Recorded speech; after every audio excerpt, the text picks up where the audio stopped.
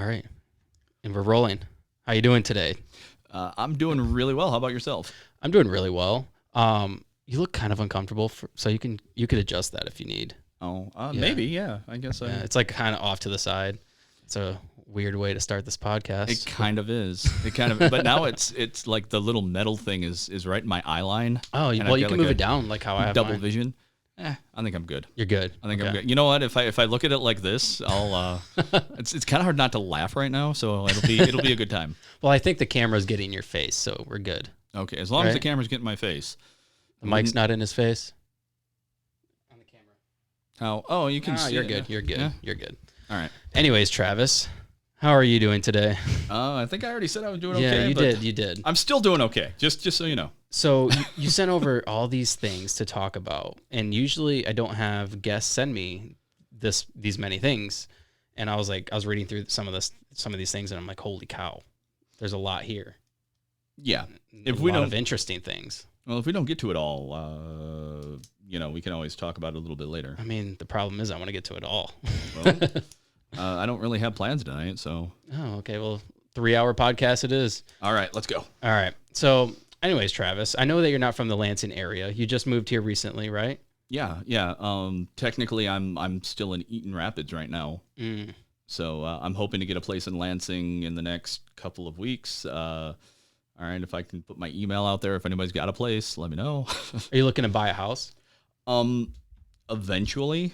As a veteran, I qualify for like the veteran loan opportunities, but I just did this really big thing with my credit where I had a bad time of it for a while, and my credit score is sitting at like...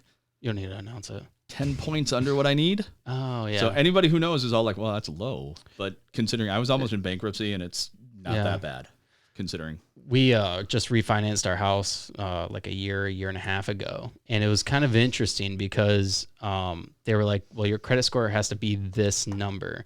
And in order to get it to this number, well, for one, my credit card was paid off. So they're like, that actually hinders your credit. You have to raise your credit, but you can't raise it too much. It has to be within a certain amount. And it was literally like $113 and like something cents.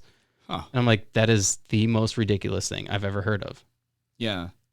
So they're like, yeah, just use it for gas or something for a couple of weeks. And I'm like, are you serious? That's stupid. I don't know.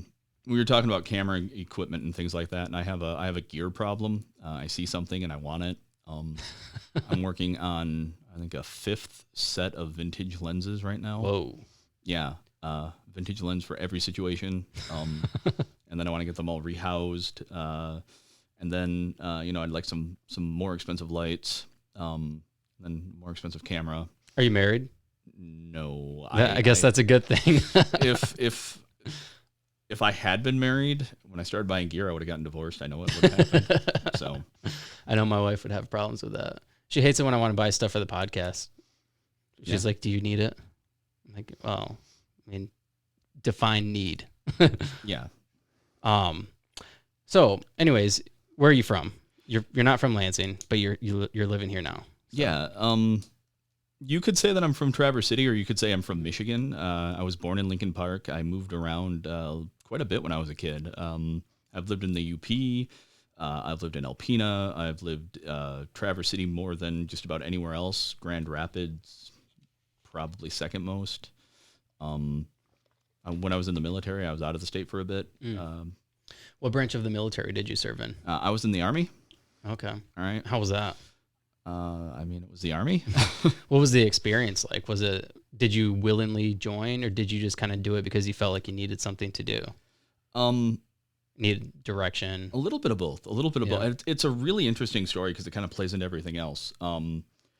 I would say that my childhood probably didn't prepare me for life very well. And I won't get into that because that's a whole other thing. But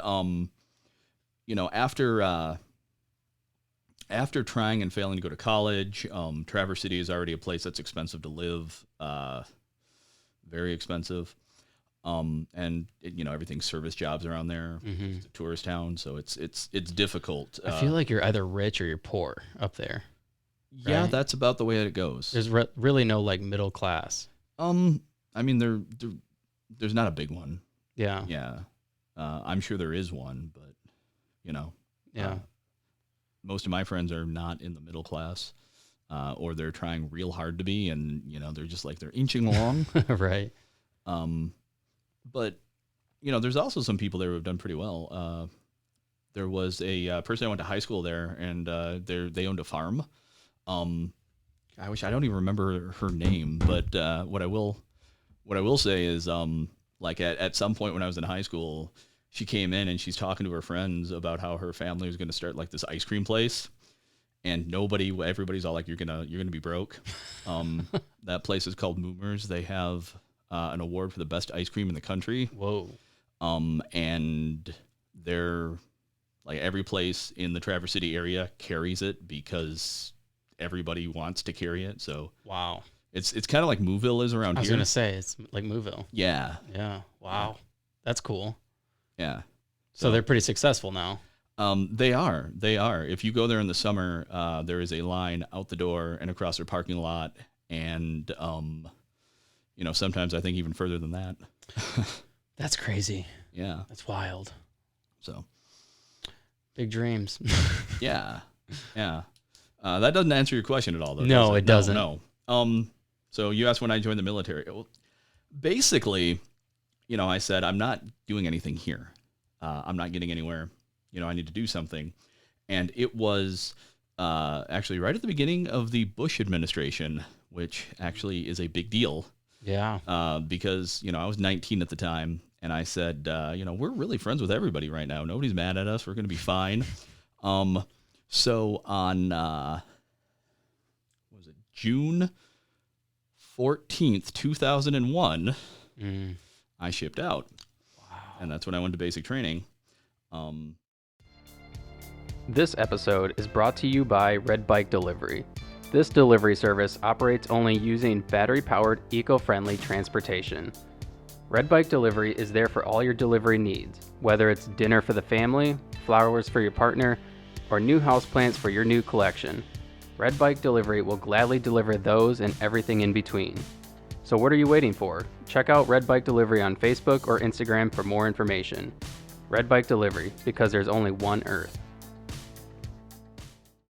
And, a couple months later, we weren't really so much friends with everybody anymore. Yeah, no. Yeah. So I was actually... Was that scary? Was that a scary time going through basic and everything? Because were you assuming that you were going to go to war? Well, 9/11 happened at the end of my basic training. Oh, okay. Okay, it happened like right at the very end of it. In fact, I remember there's this big test that they give you toward the end where you have all these different tasks like triaging a soldier. There's some map reading. I don't remember everything else that's on there, but anything that you have to learn that's not shooting related or book related in basic training you kind of have to do it. And we were supposed to be training for it. And the drill sergeants were crowded around. Somebody had this big truck, and they're all crowding around it. And every day they made us stand in formation for a ridiculous amount of time. We're always mad at them. We're like, why are we doing this? Turns out it's planned. They want you to learn how to stand and be quiet for a long time. Yeah. So anybody who's getting ready to join the military, you're going to be doing a lot of standing around for no reason. Yeah, and then they came over, and one of the drill sergeants was like, just so you know, privates, at 9:21 and 87, so, whatever, a plane hit one of the towers, and 10 minutes later, another one hit. My drill sergeant voice, I don't want to scare anybody here. No, you're good. But no, honestly, trying to make light of it, but the truth is that I was terrified because... everybody else was saying, oh, well, this is fake. They tried this on the first day of basic. They pulled off a thing where they said they needed volunteers because we were going to war and they needed people to become infantry. Whoa. And the people volunteered and they're like, oh, we're kidding. They just wanted to see how people would react. And so everybody, It's so messed up. Wow. It's basic training. But this time, everybody was like, no, it's fake. It's fake. This isn't real. That radio's not even on. All right, well, it's playing, so it is. I think I saw a tape in it. No, this is real. It's it's in the newspapers. So yeah, I knew I was going to war that day, and I was not ready for it. I was not ready for it at all. How did your family react? There was a lot of worrying and some crying. I don't know. They threatened to send me to military school the entire time I was young, and I thought it was really ironic. Like, isn't this what you wanted? Like, weren't you ready for this? No? Okay. Yeah, maybe not to that extreme. Maybe. Maybe. But I don't know. There's not really a way to describe the feeling. Yeah. Yeah. I don't know. Just imagine that you take a step to better your life, and all of a sudden you have to realize that the thing that you did might end up killing you. And you're not even getting paid well. That's true. Yeah. So did you go into the military with the hope and the expectation to just kind of better your life, maybe get some free education out of it and just have some sort of course of action put in place? That's exactly what I did. And then that was completely uprooted. It was. It was. I mean, it did work out that way, though. I needed some discipline. I needed to learn that hard work actually merited something. I'm kind of still on the fence about that because I know a lot of people who work really hard and don't get anywhere because, I mean, there's a system in place for that, and it doesn't work for the people, I don't think. Not always, at least. But I did get college. I actually have 3 degrees. Wow. One of them's an associate, so it's not that impressive. The other 2 are bachelors, and they're basically in the same thing. So I went to Grand Valley for video production back when it was still a communication school. So I have a degree in communications or video production, whichever one you want to say. Both accurate. I don't think it's... What's the difference? So communication has a lot to do with communication theory, and there's a lot of different like subgenres of that, if you will. There's a thing called semiotics, which is the idea of like symbolism.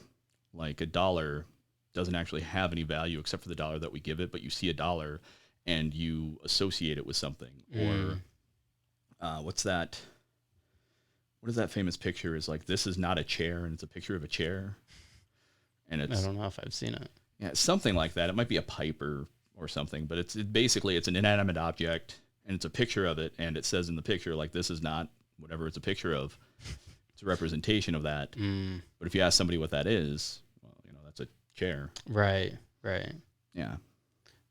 Interesting. So what did you go to college for? Did you go to college for being a videographer? Yeah. Is that what you intended to do initially? I mean, technically, I am doing it. It only took me a long time to get there. Some of that is because of effects of the military, but some of it's just because of me. How long is that program? Grand Valley's? Yeah. Well, I mean, the program that you did. So it was a 4-year program. Okay. I already had an associate's when I got there. I did that at Community College in Traverse City, Northwestern Michigan College. I think that their generalized courses, are better than any of the generalized courses I took at Grand Valley because the teachers actually care and they give you time to learn. And I can't say that about all the professors at GVSU. Not that I'm going to talk bad about them. Actually, one of the best video production mentors that I know works there, at least from time to time. His name is Tom Bell. He's a great guy. Name drop. Yep. Hi, Tom. Yeah, their program was okay. It taught me what I needed to know to teach myself more. Okay.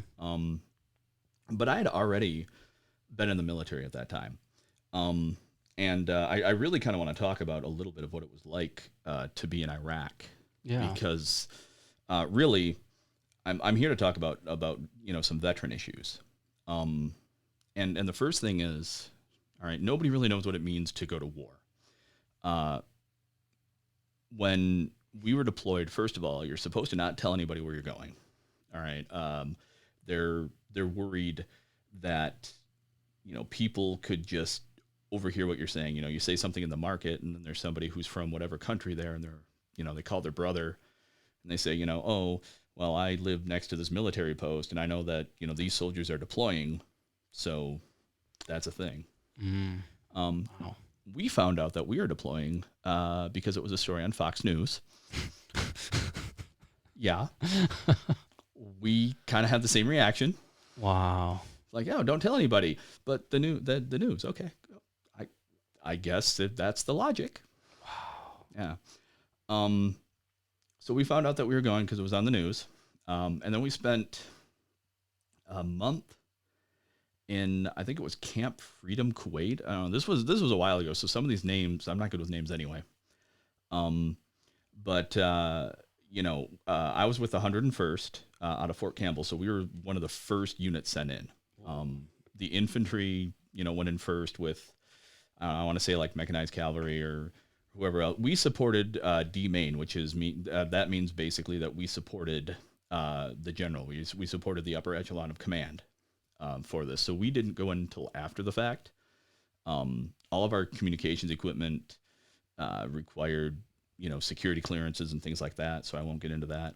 What I will say is until like the government actually fell, they were shooting missiles at us every day. Yeah, and it sounds really scary, and it really was. But I will tell you that it got to the point where instead of getting like really, really scared about it, I was just like, why are you doing this at 1 a.m? I really want to take a nap. I'm tired. Let me sleep. And that How was accurate were they? I don't know. So we had Patriot missiles that would shoot them down, and they're basically surface to air missile that is an anti-missile. I did see one misfire once. Oof. And that was a terrifying feeling because, at any point in time, you get used to the fact, okay, well, they shot a missile at us. It's not going to make it. And even if it does, we have a bunker. And then alarm goes off, or run into a bunker. You see a Patriot missile fire, and it just kind of zips around the sky. Oh, my gosh. And then smashes into the ground. Oh, jeez. Yeah, I think I was probably just standing there like... Yeah. Wow. It felt like it took about 2 to 4 minutes for another one to fire. Wow. It definitely wasn't that long, or else Yeah. the missile would have hit. But yeah, no, I actually thought I was going to die at that point. My gosh. And then we went to Iraq. All right, and that was after a month of them taking pot shots at us already. And the first day that I was there messed me up for the rest of my life. You say it so nonchalantly, like, yeah, we were in Iraq and they were shooting missiles at us, and I know that was in Kuwait, but yeah, they're shooting missiles and then they're shooting at us every day. A lot of it's an act. A lot of this is just me not wanting to. No, be real. Be real. I'll cry by the end of this, and this story actually is probably my way there. So let's. No, this is the thing that messed me up forever. Okay, and what people don't realize is, this was a terrorist organization that was really kind of in charge. So the military had gone through, and they had stopped the military that was there, and it was just people. By the time we went in, they were talking about like the terrorist tactics that were done, and it was really similar to guerrilla warfare. But one of the things that they would do is they would take people, women, children, whatever, they put them in the middle of the road, and you stop because you're not going to hit an unarmed, civilian, woman, child, whatever. And then they either detonate a bomb under your truck, or somebody pops up with a rocket-propelled grenade and blows up a bunch of people. And, the Iraqis are all happy, and that's what you are. You're charred. You're done. And my first day there, we were going through a small town. They were just mud huts. But I was looking to see if there's anybody like pointing weapons out the window. And I got a little bit too far away from the vehicle in front of me. All these people cross in front of me. And so there's 20 people walking into the middle of the street, walking across the road. When they all clear, there's a kid there. And I'm still moving. The truck is still going slowly. Kid, he was young, maybe 8 years old. I don't know. And I didn't know what to do. So I remember the NCO, I'm not going to say any names, but he's in the seat next to me, and he's screaming to keep going, keep going. And I'm sitting there and I'm like, I don't want to kill a kid. What if other people die because of me? What do I do? Oh, sorry. You're good. I got really lucky in this situation. I slammed the truck into neutral, and we were still rolling. We were still rolling pretty slowly, and I revved the engine, and the kid moved out of the way. I didn't have to kill him. I didn't have to hit him. But at that point, there's a person I know, he calls it a moral break, where you're put in a situation where your morals don't apply. I was worried in that situation that if I didn't hit that kid, that people were going to die. And I was worried in that situation that if I hit that kid, it's a kid. I don't need to explain it. And if I do, I don't need to explain it. For 10, well, even to this day, I feel guilty about not hitting that kid, and I feel guilty about feeling guilty about not hitting a kid. I put the lives of a lot of people in jeopardy, which wasn't my right to do. And at the same time, I made a choice that at least my life was worth risking over the possible innocence of a child. And it's really hard to try to explain this feeling that, because I know what I did was the right thing, but I also know that it was against what I was trained to do. I know that I really did gamble with other people's lives, and it hurts. And I am, like, still to this day, it messes me up. All right, if I'm driving down the road and like a bird or something flies into my car, I freak out. Like actually, one of the most embarrassing things is, like, I'll be driving, it'll be fall, and there'll be like leaves on the ground, little gusts of wind will take them, and sometimes they look like they're frogs. Oh my God. And I freak out because I don't want to hit anything. I just don't want to hit anything with my car.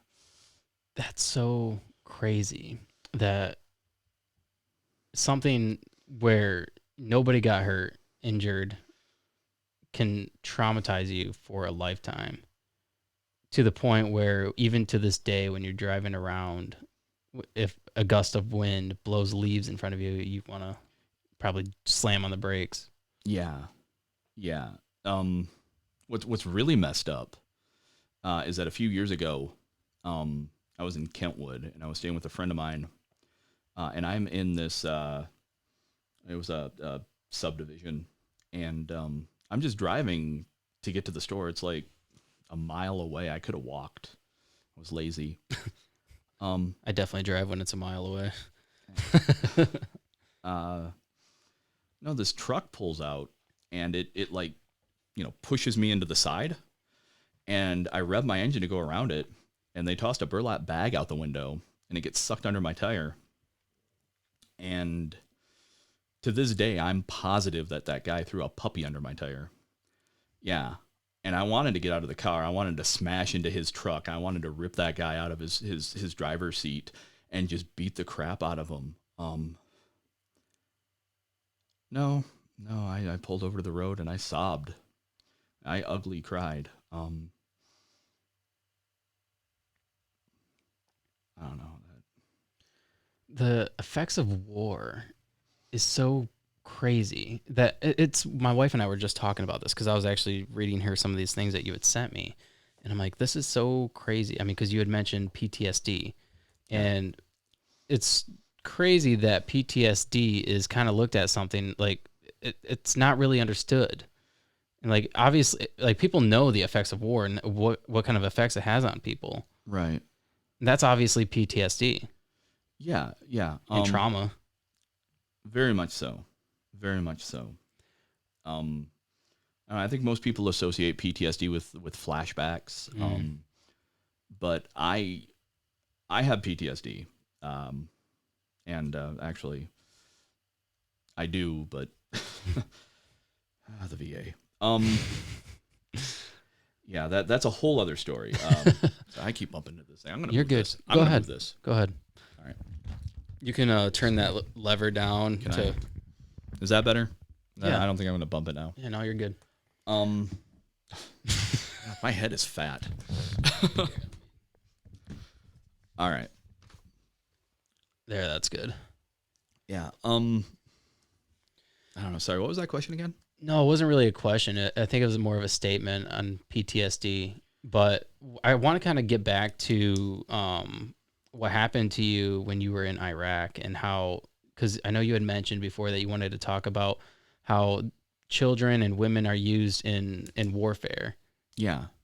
It happened in Vietnam too. Yeah.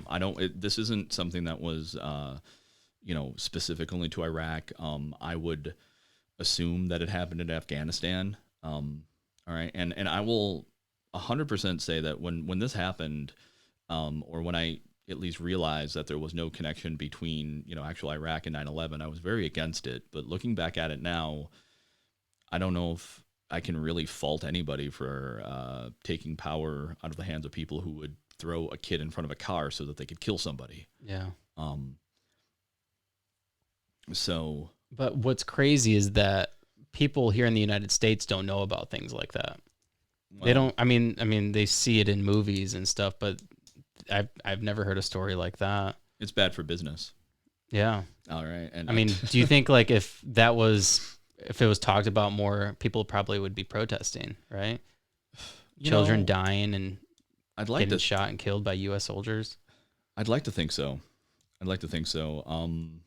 But we've had some situations in the last, 5 or 6 years where I think that there'd be a big segment of the population that would be against it, and I think there would be a segment of the population that just wouldn't care.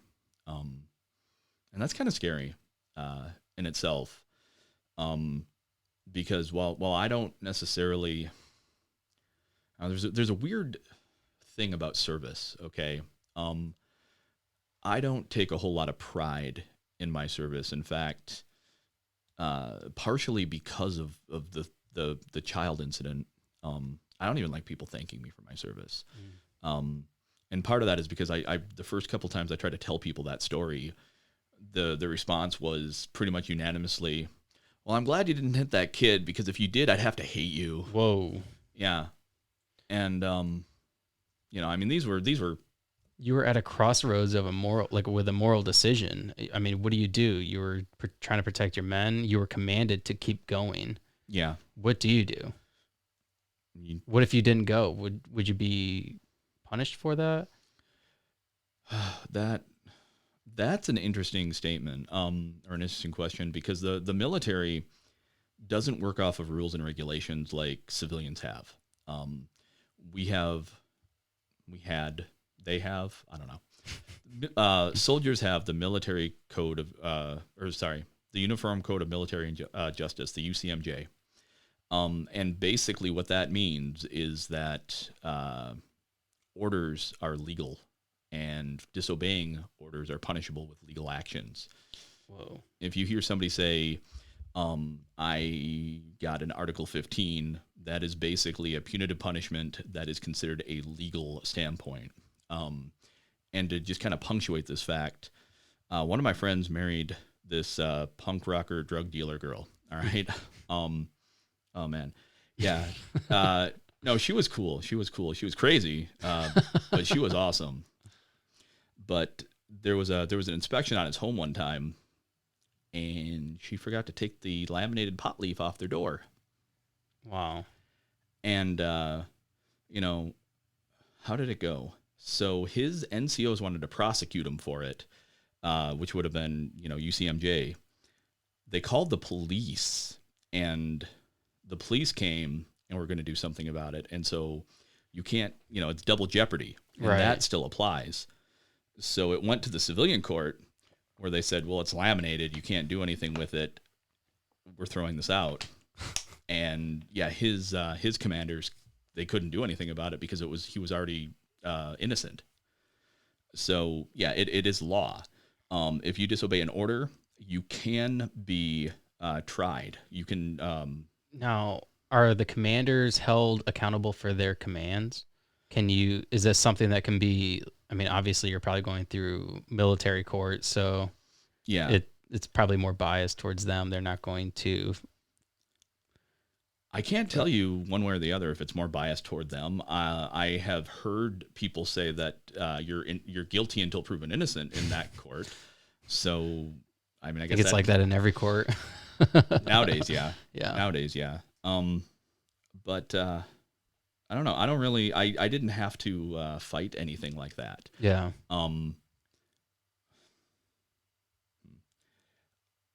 Anyway, yeah, no. There's a catch-all. There are catch-all rules. Like you can be punished for disobeying an order. You can be punished for showing disrespect to a non-commissioned officer, which it doesn't specify what that means. Which means that if somebody doesn't like you, they can pretty much do whatever they want. So you could look at somebody the wrong way and then be like, that was disrespect, or respond in a way where they didn't like, and that's disrespect. In theory, yeah. Wow. You really don't have any control of your life, and let me tell you that when your NCO doesn't like you, it gets worse. Because I can personally tell you that I laid awake in Iraq. And there used to be, I guess they shoot guns to celebrate over there, so they'll shoot guns up in the air. I guess this is what I heard because we were... Our military or their military? Their military. Oh. Their military. Well, civilians, people with guns, I don't know. I didn't ever see it. I just Barbarians. heard it. Yeah, we'll go with that. We'll go with that. They did not look like Conan, I will say. All right, not the Arnold Schwarzenegger one or the other guy. Right. Yeah. No. I used to lay in bed every night, and I would hear these guns firing.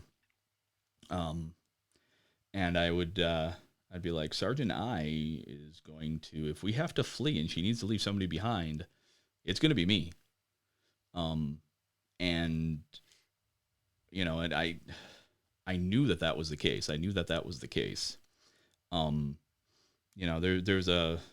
There's a bunch of times when basically there used to be conversations about how nobody liked that particular NCO.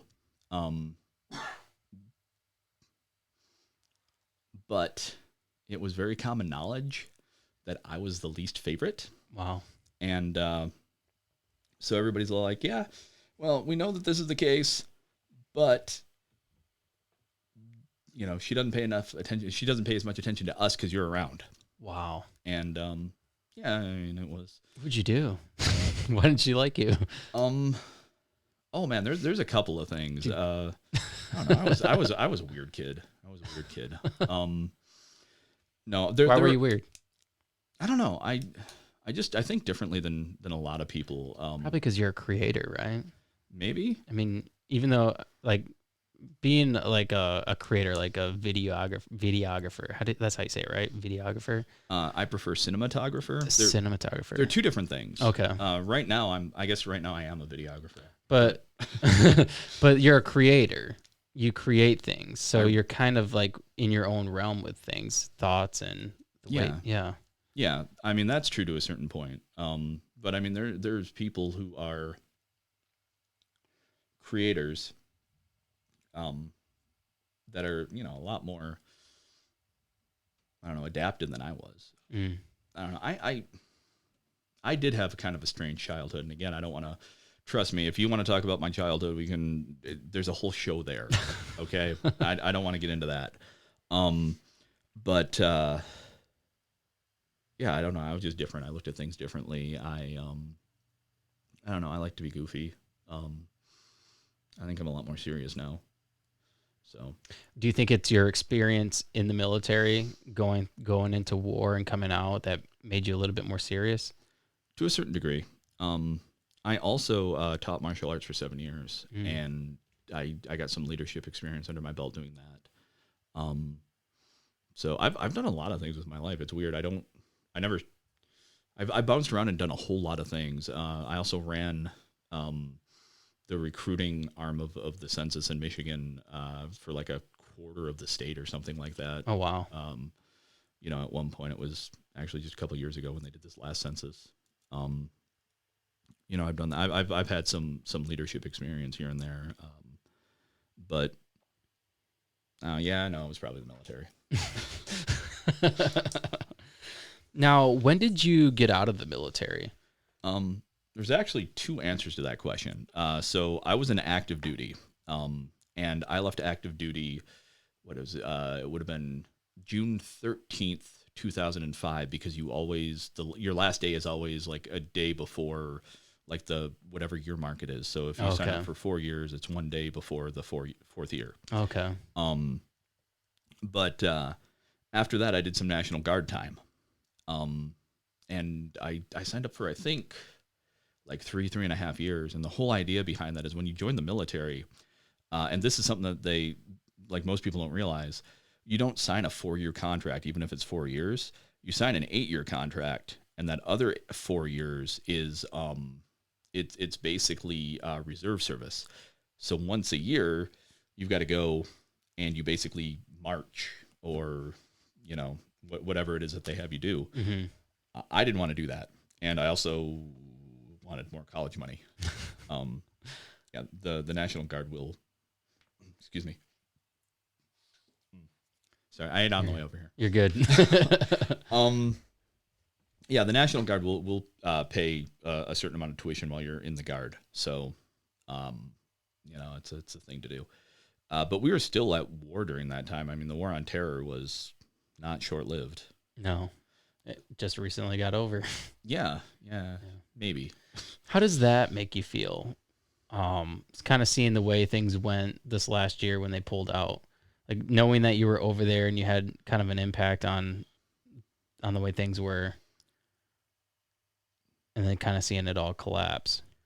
I don't know if I did have an impact. I mean, maybe not you specifically. I'm sure you did, but the people you were with. I mean, you went over there for a reason. I went over there because I said I would, and I didn't want to. I mean, I probably could have found a way to get out of it. I was not through basic training yet. I could have come up with some excuse or did whatever, but I was going to do what I said I was going to do, and that at that point was go to war, apparently. Yeah. But I don't know. To be completely honest, I don't really pay attention to the news or anything anymore. Everything is so polarized. It's all propaganda. Everybody says one thing and then does another, and it's all politicized. And I don't want to, honestly. Okay, so here's something. It's not even on the sheet. You take an oath to defend the country from any enemy, foreign or domestic, when you join the military. All right. I had to take it again when I joined the National Guard. I had to take it again the first time I worked for the census, again the second time that I worked for the census, and then I think they had to give it to me a third time when I got promoted to running the recruiting. Wow. And then, because so many things were still up in the air during COVID, I worked for the Social Security Administration for a while because I wanted steady income, and you have to take the same oath then. So I've taken that oath 6 times. Whoa. So when I see the news and I see people who are, and it's dangerous. This is dangerous, and it's dangerous for me. But when I see, this person has done this, or, this happened on January 6th, I feel the need to do something. And the truth of the matter is, they don't want you to do anything. They want you to do what they say. And they tell you that that's defending this country, right?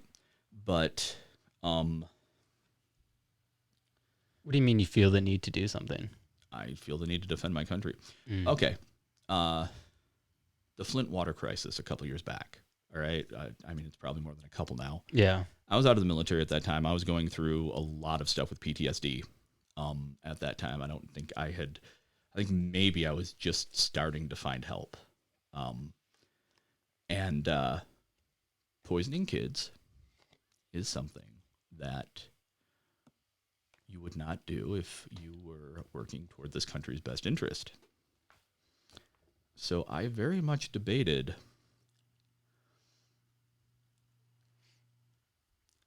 how do I want to say this? Forcibly stopping the person who was in charge of the state at that point of time. I debated it, and so I don't know. There might be people. I might get black bagged tonight just for saying that. But no, I decided very specifically that. I mean, that kind of makes you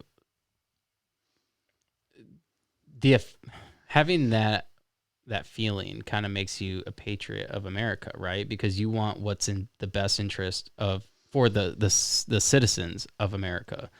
And the person that was in control of that situation or any other situation that puts anybody else in harm's way, it's not truly American, right? It's not in their best interest. You're exactly right. And yet, the people who were throwing kids in front of trucks in Iraq thought that what they were doing was in the best interest of their people. Right. And so there's a very difficult line. Yeah, that's kind of something that's interesting about war is that, like, especially here in the United States, is we always look at it as like we're the good guys. Yeah. But we're in somebody else's country fighting on their ground, and they're there fighting us, and what they believe is right and what we believe is right. But that's the sell. That's the sell. Like, yeah. All right. I mean, it's glamorized in movies. It is. It is. Actually, there is. It has to be. There's a deal between the military and basically Hollywood that says there's a department of the military that works with Hollywood creators. And if you're making a movie like a war movie and maybe you need 1,000 soldiers or something like that, the military will provide those for you. Whoa. Provided that you meet certain expectations. You have to make the military look exciting and desirable. And the people who are in charge of that, I read a story one time. I guess I don't know if this is true, but I believe it myself.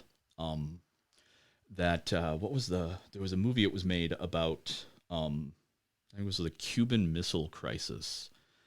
And there was a pilot of an American spy plane who was shot down.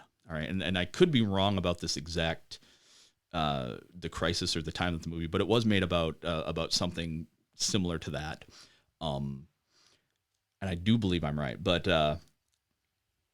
so this pilot was shot down. He was awarded, I think, a Medal of Honor posthumously, or maybe it was a Purple Heart. Anyway, the fact is this guy was killed. He was killed flying a mission, and it is a matter of public record. He was given an award for it. When the director who made that movie, and again, I don't remember who that is. I know I'm not giving a whole lot of specifics here. I'll look it up. Thank you. When he wanted to put that in the movie, he was told that it didn't happen. And he's like, well, this is a matter of public record. No, it didn't happen. And they ended up, I don't know if they CG'd it or rented a plane. Is that 13 Days? Is it old? Like, it's not that old. 2000? It might be that old. Man. Bro, that's 22 years ago.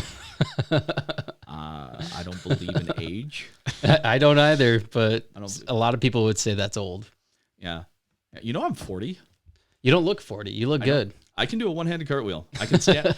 If I go to the bar and I drink, oh boy, I will stand on my head before I go home because I don't have a breathalyzer, and I don't think there's any more fun way to figure out that you're able to drive. If I have enough balance to stand on my head, I used to not be good at it. I've gotten better at it. You can stand on your head. Yeah. I almost want you to do it now. I know. I don't know. I was actually going to. I don't know if there's room. I'd probably do. I'd want you to move your guitar, and you'd have to reposition the camera. So yeah, you know what we could do? Do it at the end. Yeah, could we do it at the end? Or even if you just want to record it and splice it in, you could do that. You want to do it live? Yeah, I want to do it live. All right. Yeah. Are we live right now? Not live, but we're recording. We're semi-live. Yeah. Okay, that's what I thought. And I don't edit anything, so. Oh, so all the times that I bump my earphone. Yeah, no, that's in there. Oh man, it's authentic as possible. Oh, well, I better not do that again. I've had lights flicker and stuff on podcasts, so it's all right. Yeah. No, I like your studio, by the way. I don't Thank know you. if I said that. Thank you. I know that I was geeking out over all your equipment and stuff here. It's kind of been a work in progress. You know, it's something that's been progressional. Yeah. Yeah. Well, it definitely shows that you're putting some time and effort into it. So, Thank you. Yeah. Yeah. I the thing is, like, if I want somebody to come to my house and do a podcast, I want it to feel as like real as possible. I want to feel like an actual like studio. Yeah. And I guess I've always kind of had a studio setup, but this feels real. Before I had it like out in the living area and I had the curtains like closing off the room. Yeah. And it just kind of felt odd. Felt like you were in the middle of a room. Right. But in this room, you feel like, okay, I feel like I'm in a room. Yeah, no, it definitely seems, and that's actually one of the cool things about technology right now is we're having this conversation and people are going to listen to it and people are going to, you all right? All right, cool. People are going to, they're going to listen to what I have to say. They're going to listen to what you have to say. Yeah. And they're going to form opinions about it. And, if you want to change the world, you do it one person at a time. Yeah. So this is important. You're giving the voice to the person. And absolutely. you said that's what you wanted to do. So thank you. Yeah. Yeah, absolutely. I mean, that was the goal of the podcast is, I initially started it so I could share my story. And I told you that. Yeah. And so many people have come on and shared their stories and it's been awesome. Honestly, like I love hearing other people's stories. And most of the time I don't even like talking. I like to just like hear you talk. I want you to be the star of your own show. I'm really good at talking. I can do it all day. I might not say anything, but I can talk. So when you got out of the military, you were obviously dealing with some PTSD and everything. How did you navigate that? Poorly. It takes a while before any of that catches up with you. I don't know how long it took me to notice things.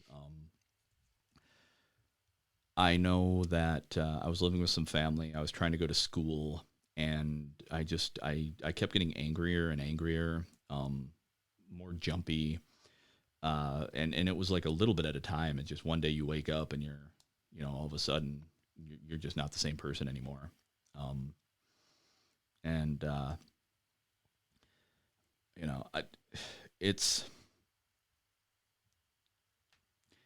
It's really difficult. I think most veterans that I've talked to don't think that they've done a whole lot.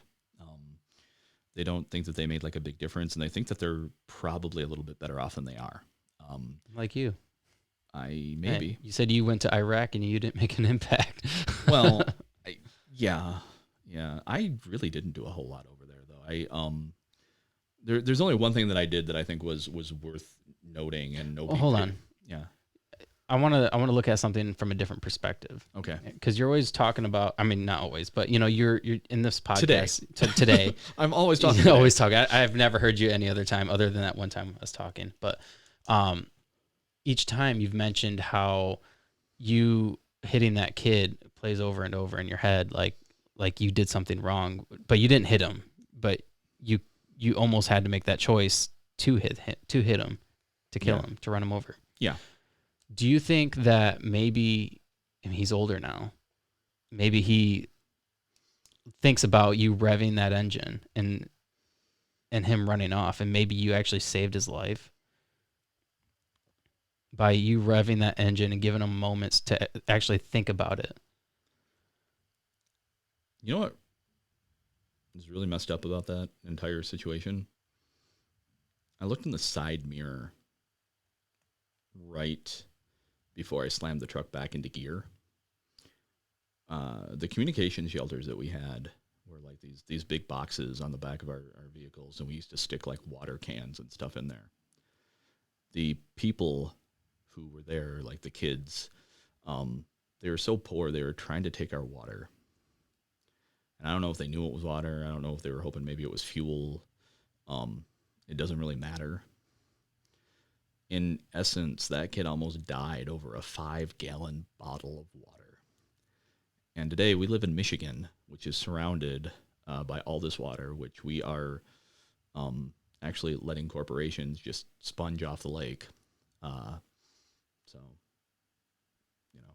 But do you think that maybe he thinks about that? Like, I could have died that day, and that soldier, he could have just hit me, but by him revving his engine and giving me a chance to run away. Or he thinks that he was just trying to cross the road and get a thing of water, and somebody almost killed him for it. Or, I don't know. I hope. But what I'm saying is that there's other ways to look at it other Yeah. than the way that you've mentioned it on the podcast. Yeah, I mean there are, and I, don't 'Cause know. I hope he's doing well. When you tell me that story, that's what I think of. You gave him a chance, yeah, and you didn't have to because you were being told that you need to keep going. right. I mean it's true. I don't know. It's really difficult. It's the entire time that you're in the military, the entire time that you're in training. They're telling you that your purpose is to kill the enemy, and they define who the enemy is. Right. It's really hard for people who first get out of the military because we are so used to this idea of like, friend or foe or whatever. And I know a lot of people.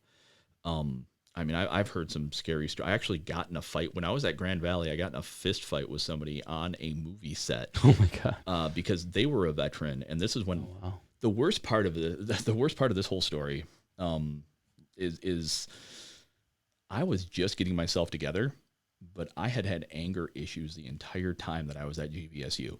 I was finally like talking to somebody, which is ridiculously hard to do in the military. Well, there is not really that many good VA hospitals, and I hate to put it that way. The only one that I will go to at this point is the one in Battle Creek. So Lansing is closer. Won't go to it. Traverse City one, I've had so many bad experiences there. And the one. Why are they so bad? A lot of little things. Some of it's bureaucracy. I do want to say that a good percentage, maybe even most of the people, probably most of the people who work there really want to be helpful. And there's like volunteers, there's people who are working jobs, and they want to help veterans.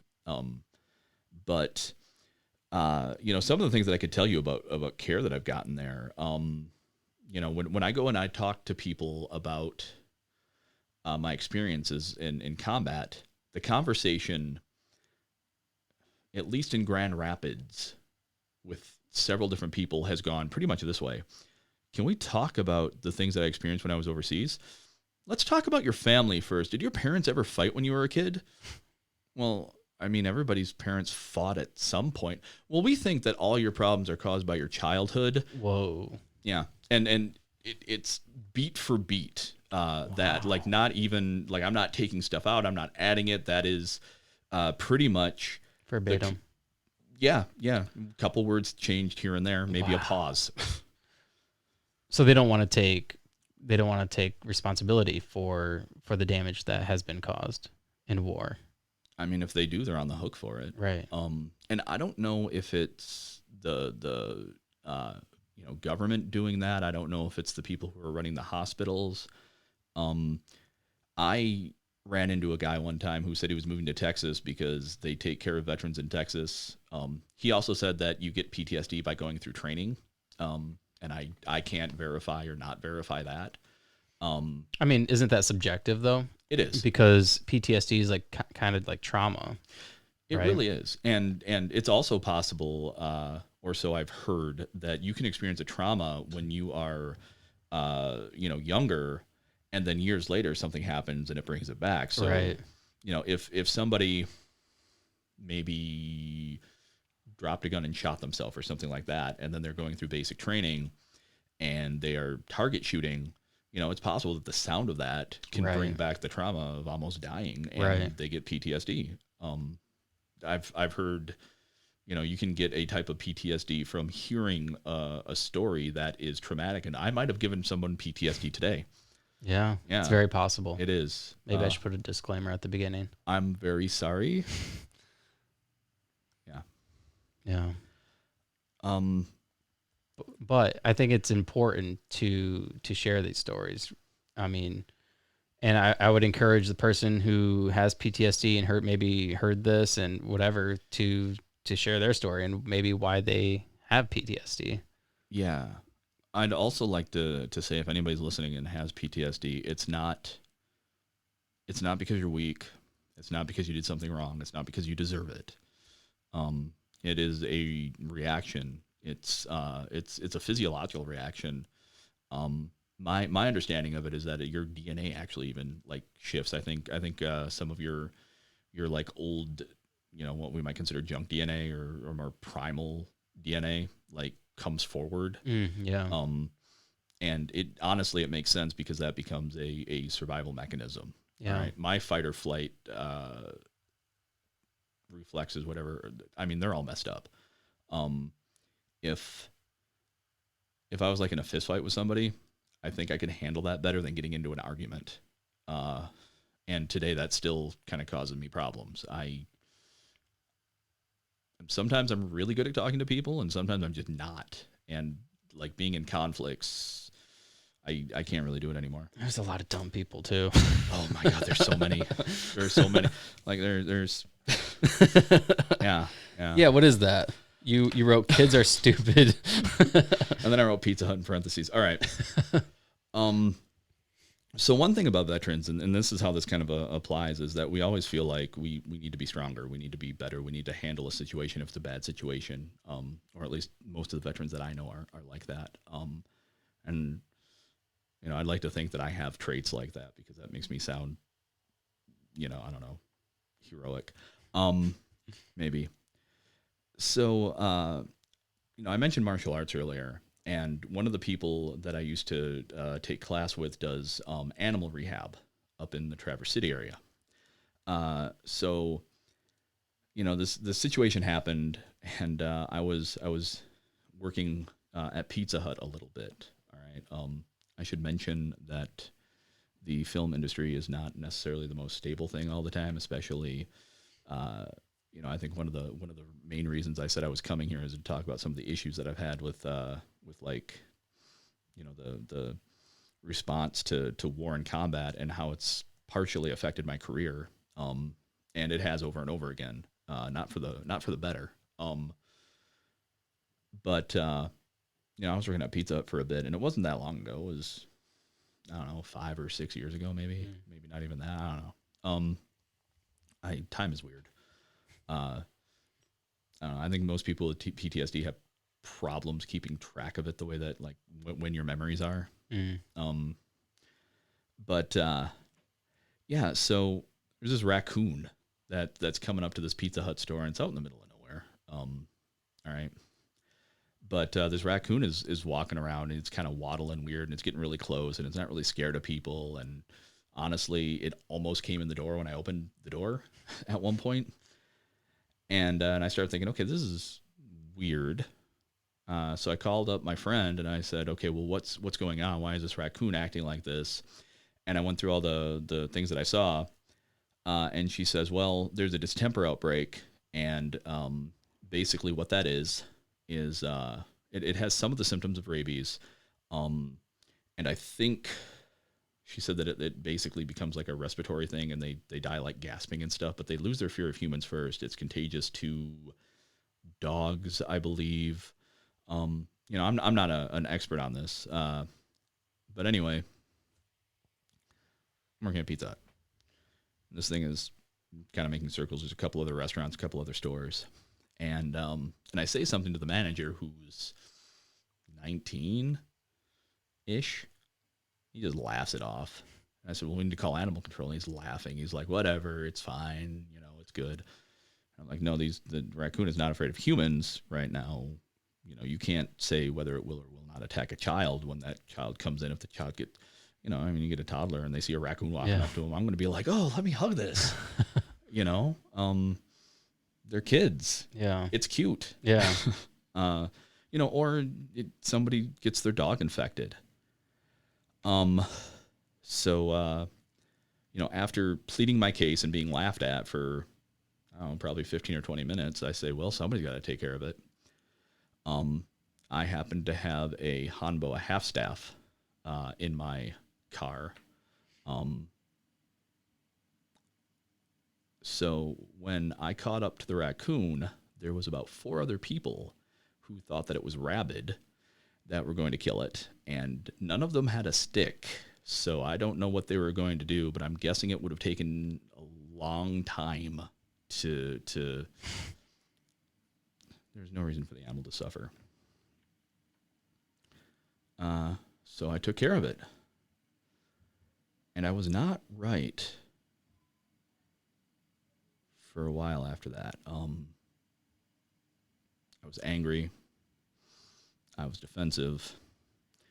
And for all of the kids' parts, I want to say that they were absolutely 100% certain that I did it because I wanted to kill the raccoon.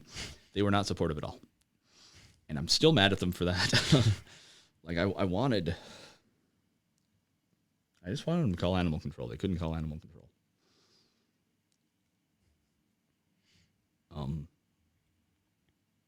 I beat a raccoon to death with a stick. That doesn't... I don't want to talk about that. I don't want to think about that.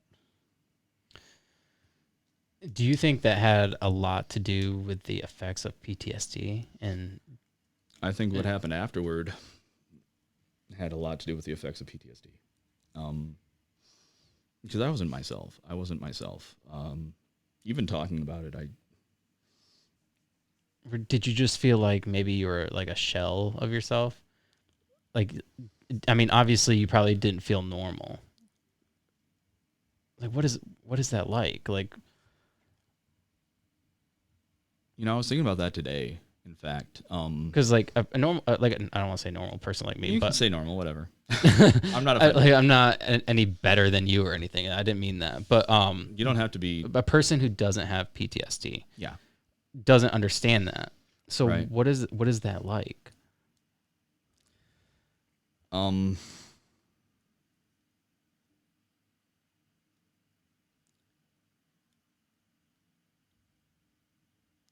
So it's probably a little bit different from every person. Here's the thing that I'm still dealing with. I've had insomnia since I joined the military. When I was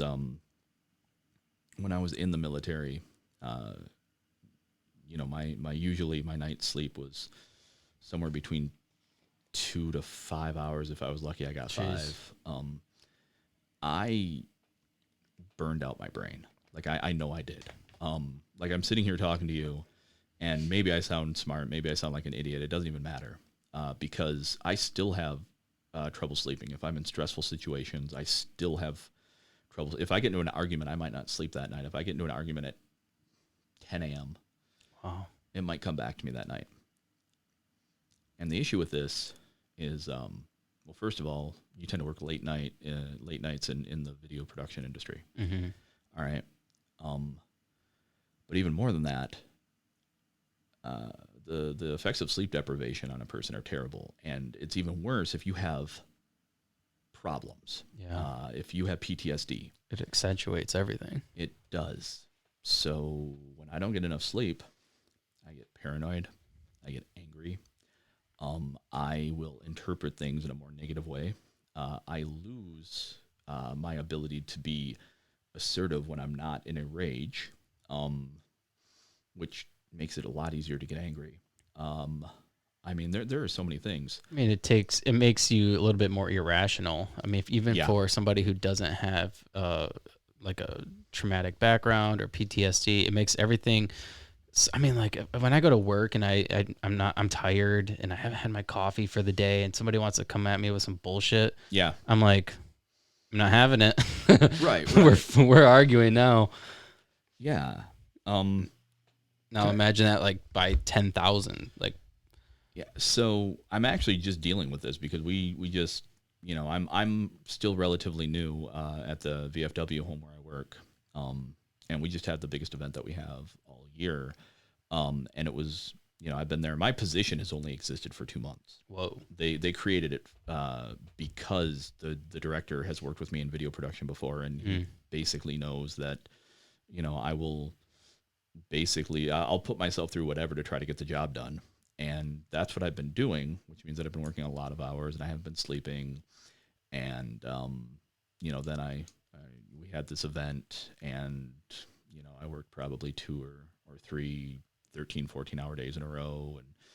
And then we needed some stuff done after that because we had a tight schedule and we were supposed to have a tight turnaround. And the people who I work with don't, the position was done with an iPhone before, or they didn't have any kind of coordination, so maybe somebody would step up and volunteer. Wow. So this position exists in a completely different facet. I've not been sleeping. And what scares me the most about this is that I work with some people that I think are really great people. And, the one person who I work directly with, who is just great, for as much as I know her, and we did things a little bit differently. She's like, well, can I get all the raw photos for things? And I'm like, well, they've never asked me that before. Why are they asking me that now? What is this person trying to do? Are they trying to get me fired? Do they think I did a bad job?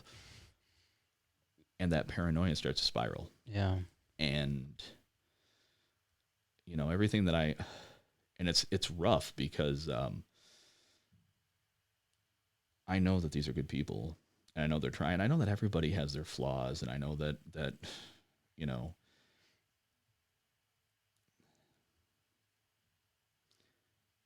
I don't want to dislike people, and I don't want to be afraid of people.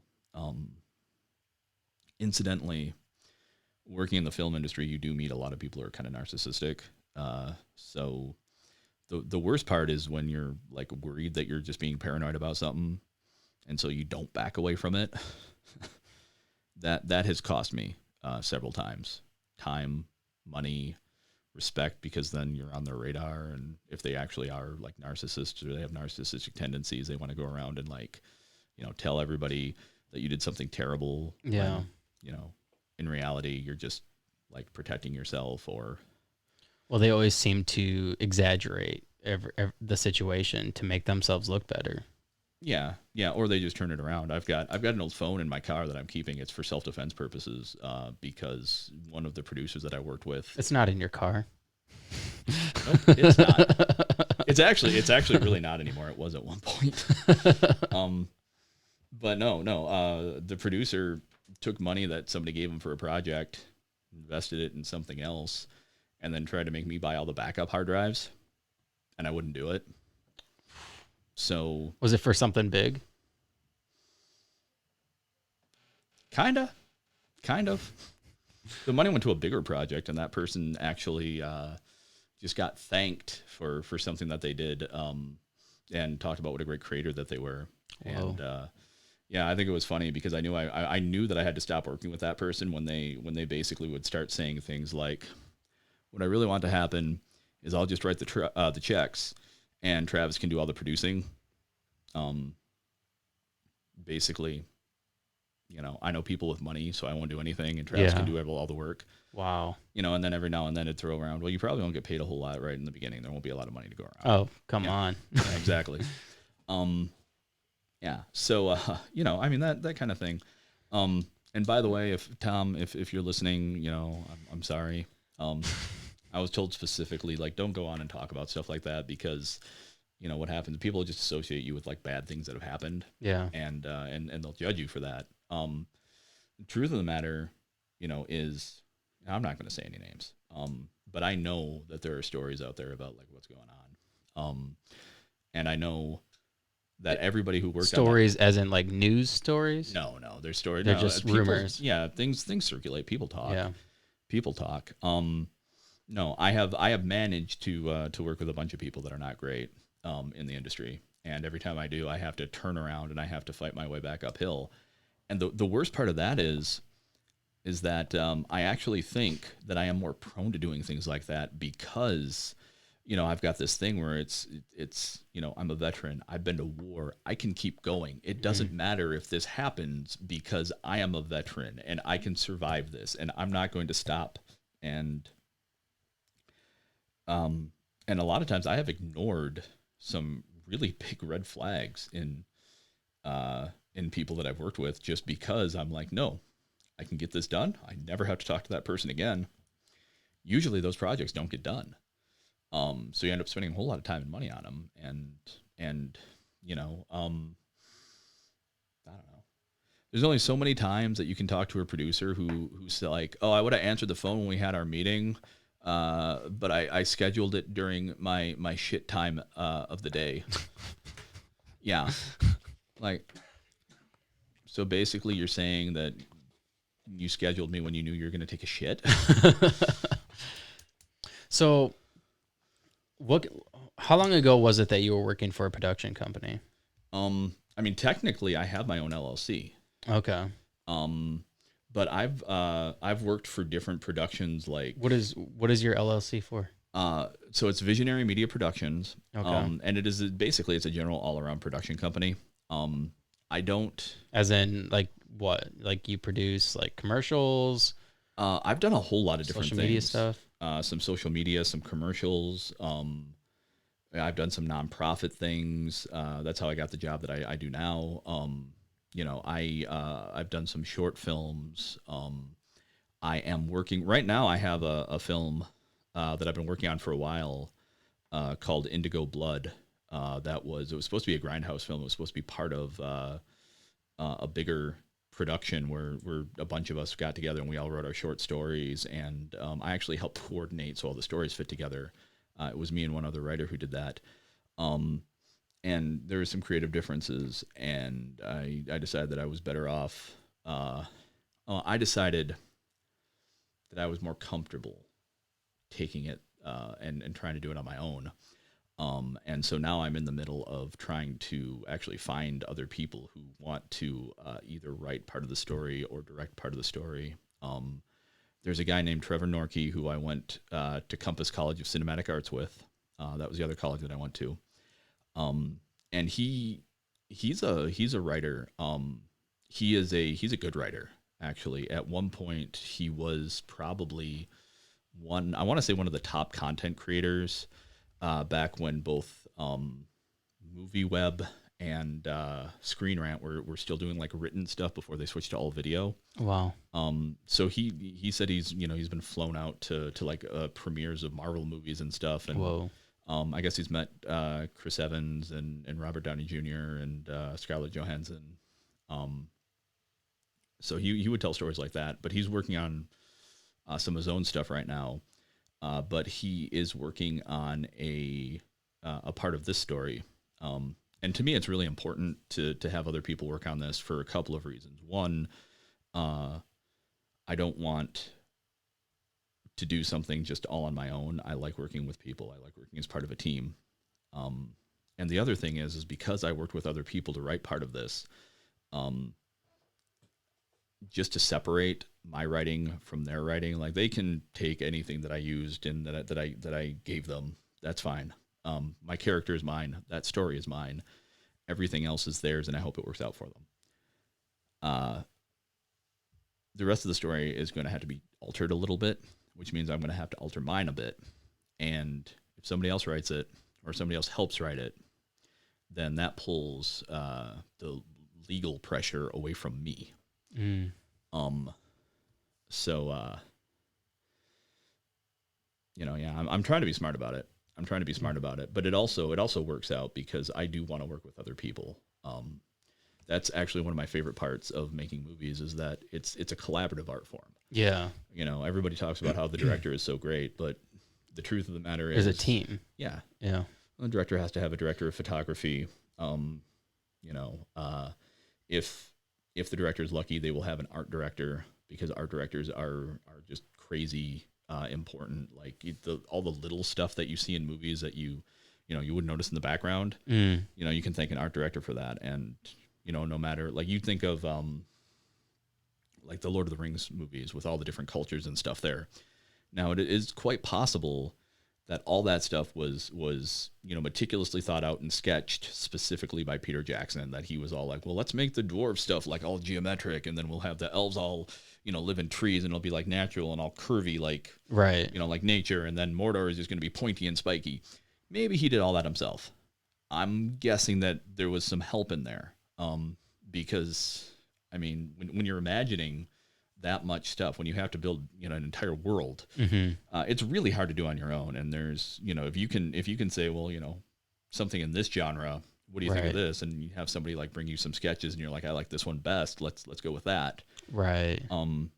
That's teamwork, and you're still going off the director's ideas, right? Yeah, that's interesting. I never actually really thought about that. Yeah. All the different aspects of like what goes into a movie.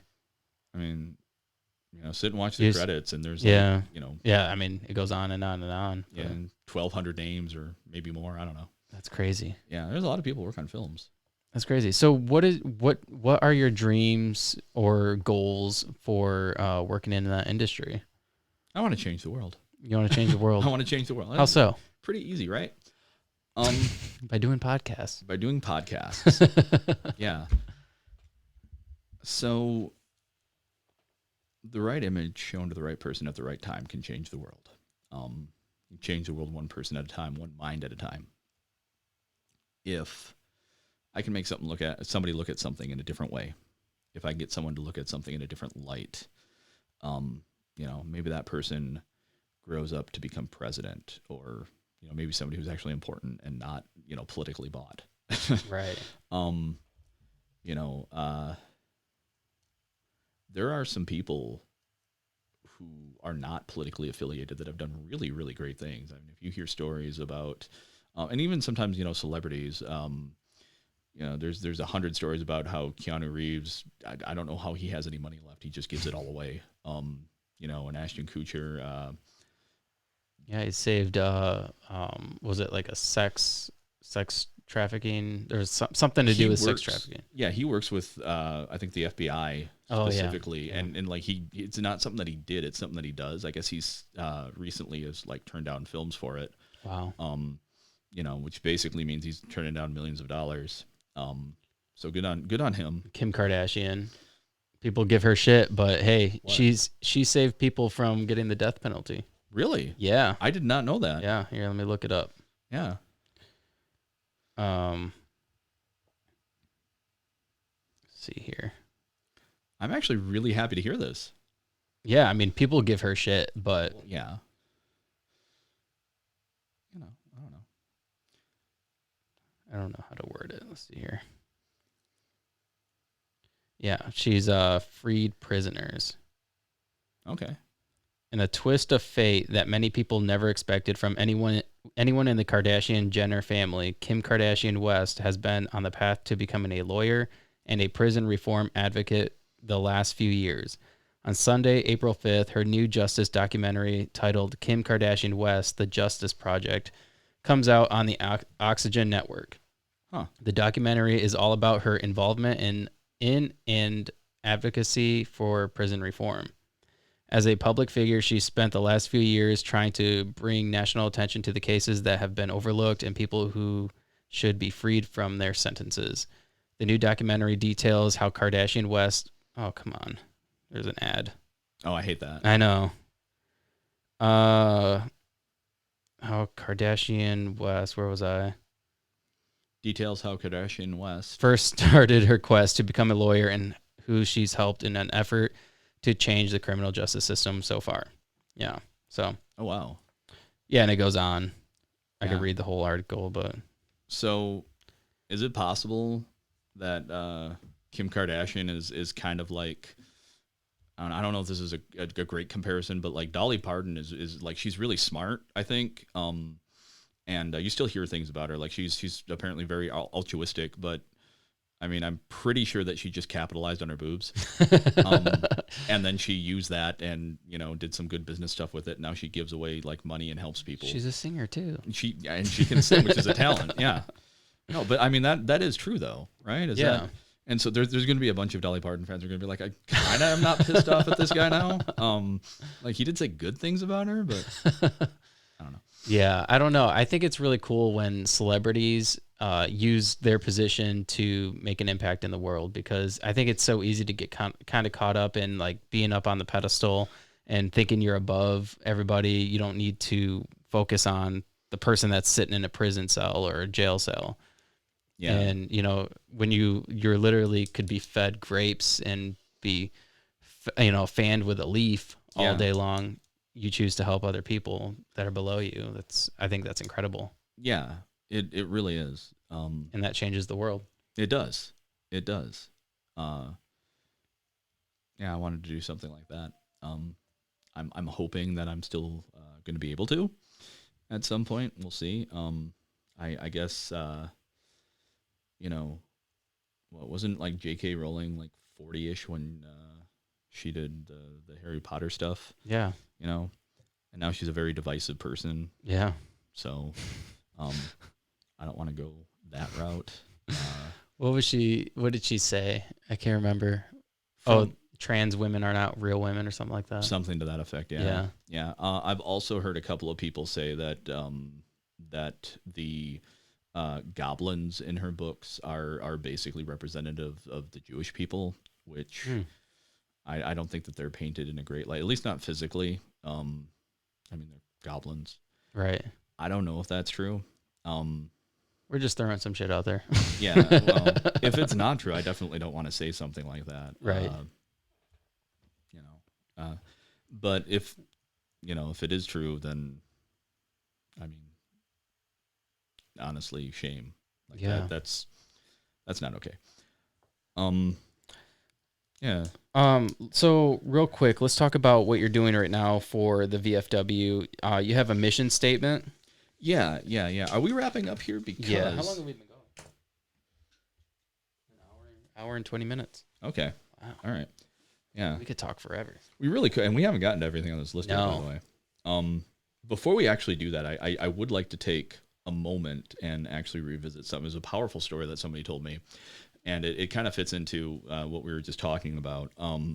So I have this friend, and I'm not going to say their name, but he is also a veteran, and he told me this story the other day, and we were actually having a conversation not too long before this about how there were a bunch of interpreters in Iraq that probably saved my life or his life or definitely other soldiers' lives by basically saying we want to help the American people, and they became targets, and we offered a lot of them and their families the ability to come over to America. We did not, as a country, follow through on that, and a lot of those people have had, like, them or their families have been killed. Whoa. All right, and so we were talking about this, and I was really surprised when, like a little while later, we were having a conversation, and he's talking about how he doesn't trust, like Middle Easterners or Muslims, and I was very thrown aback by that statement. And of course, my first thought was, well, that is some racism right there. And I asked about it, and I think we started to get into like an argument about it. And he told me the story. He was apparently at like a detention camp where they held prisoners. Okay. I guess a lot of them were considered maybe political prisoners. And again, I wasn't going to give any details about this. But what he said was that they would confiscate letters every now and again, and there'd be people's names from the guards there, the people who were working there, the Americans that were working there, and they're sending out the names to people in the terrorist organizations. And, they would get threats, we're going to find and kill your family. And so, while first of all, let me very plainly say that I haven't like ever had any issues personally, except for possibly in combat with anybody who's Muslim, and I'm not trying to speak out against that faith or anything like that. I honestly, there are good and bad people in every faith. You can't judge Oh, believe me, I know. Yeah. I've had people on that are part of a Baptist like Oh, cult, and oh, I grew up Baptist, so yeah. I get it. Yeah, there's definitely extremists in every religion. There are. So please don't, think and Yeah, please don't use this as a way to, as a reason to judge people who from the Middle East. right. We're not racist here. Well, yeah, I don't know. I just want to make sure the listeners, Yeah, don't. no, you're good. But anyway, he's got a family, he's got kids, and I mean, you never know. He says that. That some of the threats that came out basically said that his name was on a website, that our names are on a website. Whoa. And I don't know, I mean, on one hand, you need to listen to that and believe it if somebody tells you that. On the other hand, the same people at one point tried to demoralize troops by dropping flyers saying that our girlfriends were home sleeping with Bart Simpson, which I hope is not true. I hope that's not true because paper cuts are painful.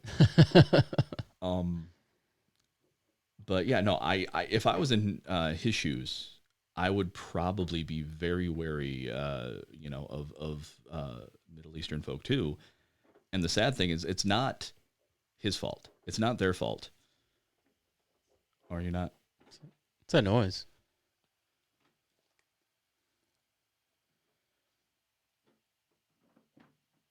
Is that upstairs? I think so. Huh. Okay. They found Sorry. me. I'm sorry. They found me. Everybody get down. Yeah, it's not his fault. It's not their fault. Again, and the vast majority of I think the Middle Eastern people probably don't support that kind of thing. It's murder is definitely frowned upon in most every real religion, I will say. Every real religion, I will say. And it's basically there are basically facets of that religion that basically said be nice to people. So, but on the other hand, there are people who use that kind of thing as an excuse to hate people and kill. So, and you never know which one it's going to be. And when it comes to kids and family, yeah, I guess I'm just going to say it's definitely a prejudice. It's something that he's aware of, but there's a reason behind it. And I don't believe that it's, like actual racism as you would see. I think it's something that soldiers, certain soldiers, I didn't have to deal with that. But he does. So, all right. I want to put a little caveat in here because, I'm about to talk about the VFW National Home. And first of all, my opinions do not represent anything that they say or stand for. All right. So please don't be all like, well, I'm still offended by what this guy just said about Muslims. So, I'm, screw the home. Please don't, because, that's something that I said. And hopefully I was nice about it because, again, I think it's interesting because it gives, because here in America, we're supposed to be so accepting of everybody. But supposed to be. We're supposed to be. Supposed to be, yeah. I mean, we're obviously not. But it's strange.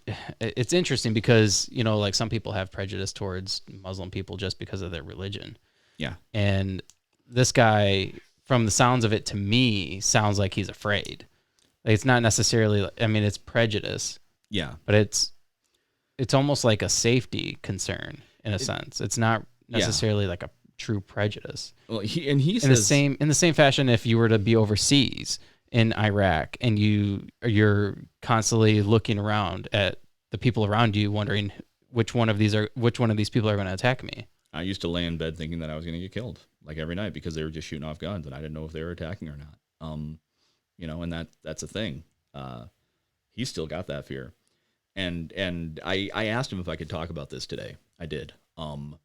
He says that he's trying to deal with it. It's something that he's trying to deal with. He's trying to focus on. Did he ever find out if it was real? If there was a real list? He believes it is. He definitely believes it is. And honestly, if I was going to say anything about that, I would say that he should keep believing that it's real because I mean, if it's not real, whatever, and that's a little bit damaging toward him, hopefully he doesn't take it out on innocent people. Right. If he starts doubting it for a second and it is real and one of his children dies, he's never going to be able to. He'll never forgive himself, first of all, and I'd change everybody's names. Change everybody's names. Move. Why didn't I?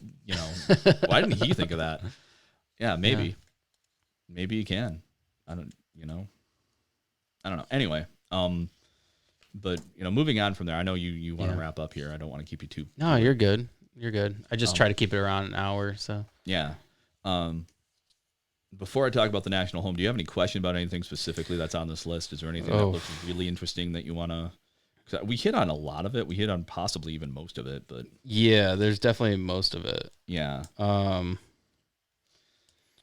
Well, I guess without going too detailed, how did you manage to kind of overcome some of these things? The PTSD obviously is something you still kind of struggle with, and I know you did martial arts for a while. Did that help? Oh my God, that saved my life. So there's a couple of things. First of all, drugs. What kind of drugs? So MDMA. I've tried a couple of times. And was that like in a clinic, or did you do it on your own? That is something that they're working on. They're talking about. By the way, this is all alleged. So if you're a police officer listening, or if you work at the VFW National Home, know that I'm not telling the truth right now. And if you don't work there, I am absolutely just listen to what I'm saying. I won't say that I'm telling the truth, but wink, wink. So I mean, that's ecstasy. It's ecstasy. Yeah. It's psychedelic. Yeah. And what I'll say about that is when the world was at its ugly, when I was, really at a bad point, it let me see that there was still beauty in the world. That being said, they are actually looking at uses for that as a treatment for PTSD. I thought they were. I thought they were doing it. I don't know if I thought MAPS was doing it. Maybe. Yeah. Maybe. Wait a minute. MAPS? Mm-hmm. What is that? Hold on. I'm going to look it up. Okay. I just talked to somebody today who works for an organization called MAPS, so it's the same thing. I don't think it is, though. Okay, so MAPS is a multidisciplinary association for psychedelic studies. Yeah. Okay, yeah, no, that is not the same place that my friend works, but yeah. But yeah, they're working with soldiers to help with PTSD and all kinds of other stuff. I think it's still in experimental stages, though. Yeah, it might be. It's kind of like the cannabis prohibition that they had, where it eventually it might be something that's more mainstream, but yeah. Like right now, I'm almost positive that the federal government won't support it. No. I mean, the federal government doesn't even support cannabis. It's still federally illegal. Yeah. So if, like if you go into the VA, and you are taking cannabis for like anything like sleep to help with your sleep, I mean, you really shouldn't talk to doctors about it. They might know about it. They might be able to tell. Hopefully not. If I talk to anybody about anything that I have done in the past, or even currently still do, I'm like, don't put that in your notes. And there's only one hospital that I'll even talk to anybody about most things at. And again, Battle Creek. If you are a veteran, you need to go to Battle Creek. You can just choose which one you want to go to. Not really, but they're not going to stop me from going. So it's right now it's not too much farther than Lansing, so it's not that big of a deal. And I can even make a case for the pay, because of like if you have to travel a certain amount of time, like they'll pay your mileage. Right. But that's one of the reasons that you can't just go wherever you want, because why not go to Texas? Right. Why not go to Alaska? Right. Got my mileage paid for. But yeah, so there was some of that. Martial arts helped a lot. The VA wouldn't help me like with any mental health. Like they wanted me to see a social worker, but that didn't. I mean, basically just listen to my problems. And most of that was modern stuff that was caused by like PTSD. It was like me being mad at people, right? or me not being able to hold down a job at one point, or you know, whatever else. So I actually want to create a martial arts program, like a really shortened one, to help veterans, because what my Sifu did, was, first of all, it's a lot of mindfulness, and mindfulness. You may be familiar with what mindfulness meditation or mindfulness therapy is. So, you know, basically you just kind of focus on yourself for a little bit, and I think part of it is you take yourself out of a situation, and you kind of gain a certain amount of self acceptance or self knowledge of what's going on at that moment, because like I've caught myself, like clenching my fists and getting ready to be really upset, and I'm like, no, nope, can't do that. And it's not one of those things. So that's really helpful. But it also has a lot to do with aggression control. And when I got out of the military, you learn hand to hand stuff, but a lot of it is really, really like brutal or lethal. Mm-hmm. So for me, like I remember when I first got out, I was like, well, if I get in a fight, I can just rip somebody's eye out, and I've won the fight. All right. When somebody bumps into you at a bar, you don't want to do that. Yeah. And I came close at one point in time. All right. And I'm sure everybody here is going to be like, this guy is so violent. This guy is so angry. This guy's crazy. No, I work really hard not to be, though. No, I understand. Like honestly, people to me are like the most important thing in the world. And I've never actually hit anybody out of anger since I think I was in high school was the last time. Oh, okay. And I have gotten in a couple of fights since then. I've avoided many more. The two fights that I have gotten in, one of them, I stepped between this drunk guy was at a party and he was about to beat on his fiance. Whoa. I stepped in front of that guy. And then the other one was there was another soldier who had some issues. And it was after I got out, but we were on a film set, and he'd been screaming at people for like 2 weeks. The project wasn't going the way that he wanted to. He was the director. It was a school project. And he didn't like it when I asked for the female talent's email, because I was, looking for talent. Like that was specifically, the whole reason. And I asked for email, not a phone number. I was trying to be really professional about it. But he didn't like me. We didn't get along already, because I was, at that phase where I was starting to get like all zen and like, don't yell, don't be mad. And he's like screaming about everything every other day. I had been like that about 3 months prior. I was like just out of that phase myself. But he pinned me up against the wall. He was like screaming at me. And he's just like, he's got my collar and he's like, this is my set. I'm in control. What are you going to do about it? And I was just like, what am I going to do? Got it. Yeah. And I'm not sorry about that. Yeah. I do hope that guy got help. Like at the time, I didn't think too much of him. And it was actually the first, I'd been teaching martial arts for a while at that point. It was the first real fight that I got into. And that was actually a really interesting situation, because he kept getting angrier and angrier. And after I threw that first punch, Checked him. I didn't throw another punch. Like I punched him and he was just angry, and he like tried to punch me like 4 times, and I blocked them all. I blocked 3 out of the 4. The last one didn't hurt. Like he just hit me and I'm like, that was nothing. What is this guy even doing? And then he started like trying to grab me and like throw me around, and like I'd just be like, okay, well, I'm just gonna poke you in the eye and I'll spin you around. I'll kick your knee out from under you, and then I'll step away. And it got to the point where he was, he's all like, I'm going to go get a gun and I'm going to kill you. And, just to explain why I hadn't left yet, all of the gear that we were using, and it was probably $10,000 to $15,000 of gear. And I was a poor college student at that point in time. That was all checked out in my name. So if he decides that he wants to get revenge on me by setting it on fire or stealing it or, throwing it off a cliff, whatever, like I'm there, and I'm telling him I'm going to pack the stuff up. I'm like, look, I'm just going to pack the stuff up and I'm going to go. And then he tells me that he's going to kill me. And I realize like I'm pulling a knife. Oh. All right. When I was in martial arts, I used to carry a knife on me quite a bit. I don't anymore. But I was like pulling a knife, and I realized at that point, I'm like, he doesn't have a gun. The knife is halfway out of my pocket, and I'm like, he doesn't have a gun. I don't need to defend myself. And the knife goes back in my pocket, and I'm like, well, I guess it's time for me to go. yeah, I hope you guys have a great day. Just don't break my stuff. Bye.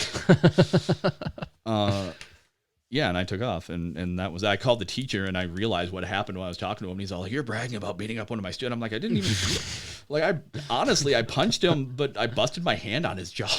So, like, I was bleeding really bad, and he had a toothache. Oh my gosh.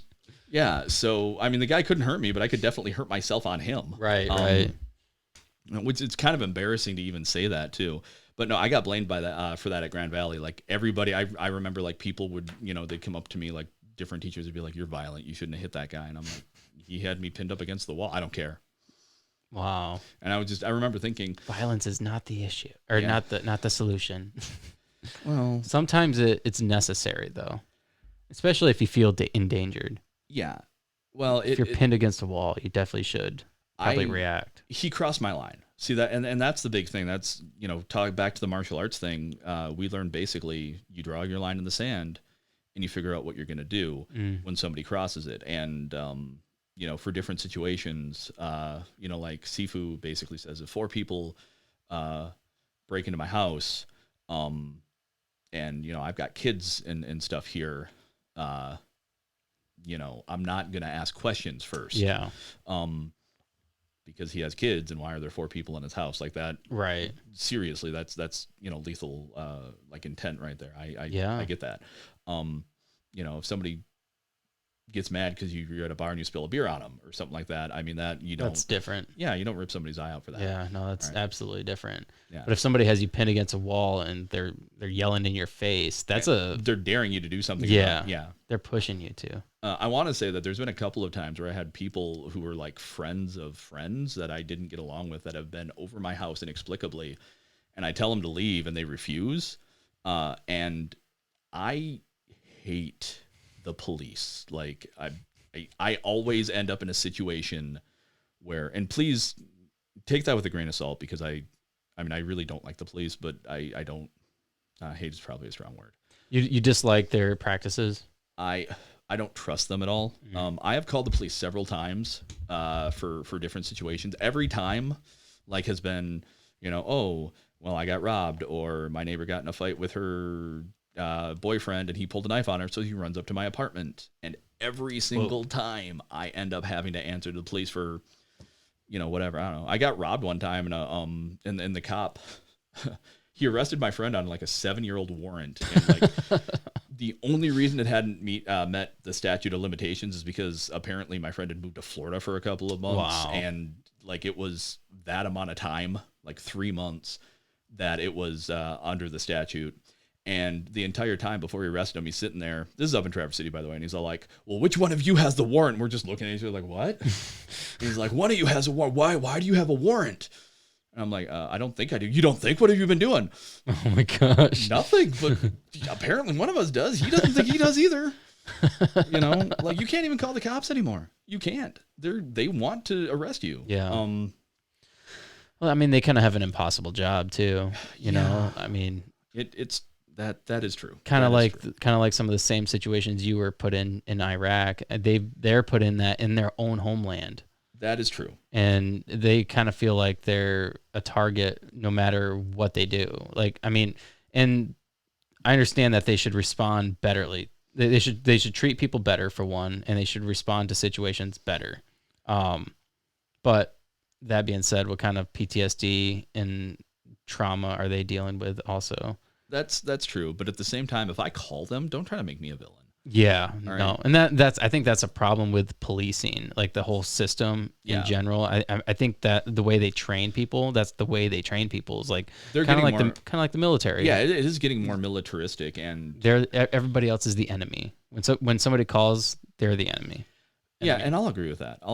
Like I do have respect for the police. I personally don't want to call them. Yeah, I understand. And there's a whole reason that I was saying that. I don't remember what it is. We got in this, the little rabbit hole. But I don't know. I'm sure that it's relevant. Basically, there was probably a situation where, I ended up calling the police or something, and it had something to do with PTSD, and it was bad. Yeah. No, I blackmailed the city to get out of a speeding ticket one time. Oh my gosh. I was on the phone with I was on the phone with a reporter, and we were talking about he'd been embedded with my unit in Iraq, and he called back to ask people like later on, just talk about how they were doing. And I hit a patch of black ice, rather hit the car in front of me. I turned off I was on an exit ramp, and I went down a hill and I nicked a tree with my car. All right, and the cop pulls up, and I'm trying to leave, and I can't get out of the little, I guess, impression. Yeah. My car won't get out of it. And he's like, well, who did you call? And I'm like, I didn't call it. I mean, I called a tow truck. All right, well, it's an accident. Oh, how is it an accident? Well, the tree has a mark on it. I'm like, okay, whatever. And no, he tried to look in my car. I wouldn't let him. And he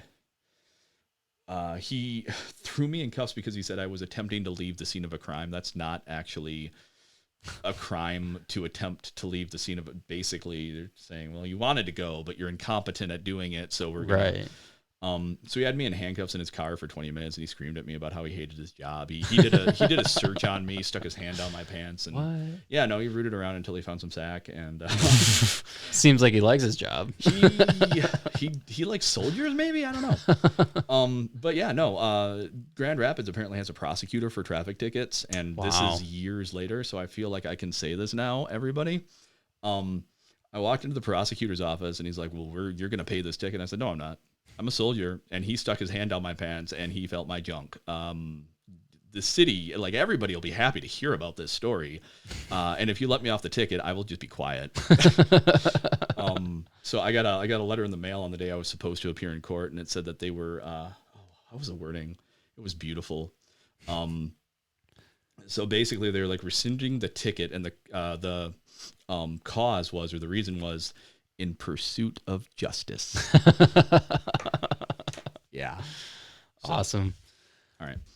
I still haven't talked about the VFW National Home. Yeah.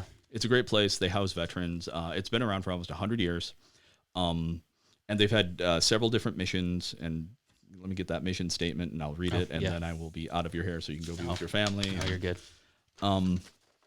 The VFW National Home assists military veterans and their families with children by creating a foundation of services and resources to achieve their personal and family goals in order to move forward in a positive, safe, and healthy environment.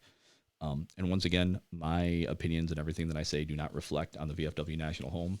If my boss ever listened to this, I never, ever, ever tried MDMA. Don't know what you're talking about. Would they really hold you accountable for that stuff? Probably not. As long as I, as long as this isn't something that I would do currently, which I don't. Yeah. All right.